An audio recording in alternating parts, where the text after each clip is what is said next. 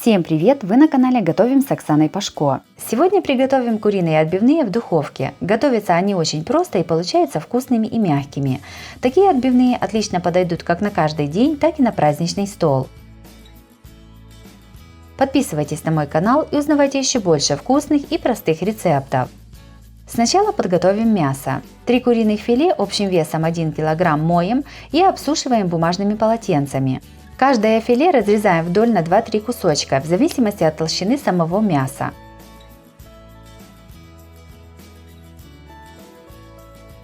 Каждый кусочек филе отбиваем молотком для мяса с двух сторон. Отбивать нужно не очень сильно, чтобы филе не разорвалось. Мясо солим по вкусу и перчим.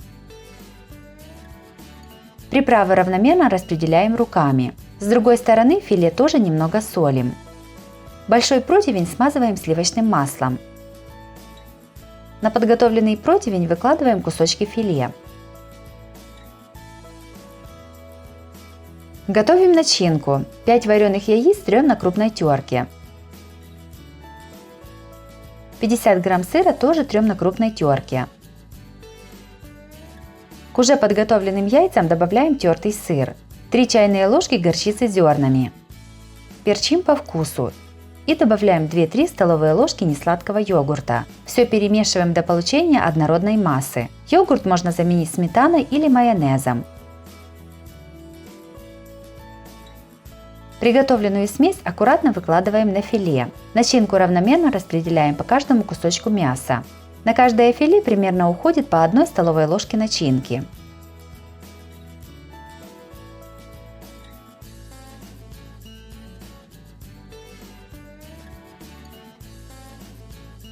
Все ставим в духовку, разогретую до 180 градусов, и запекаем примерно 30-35 минут. Отбивные готовы, можно подавать на стол.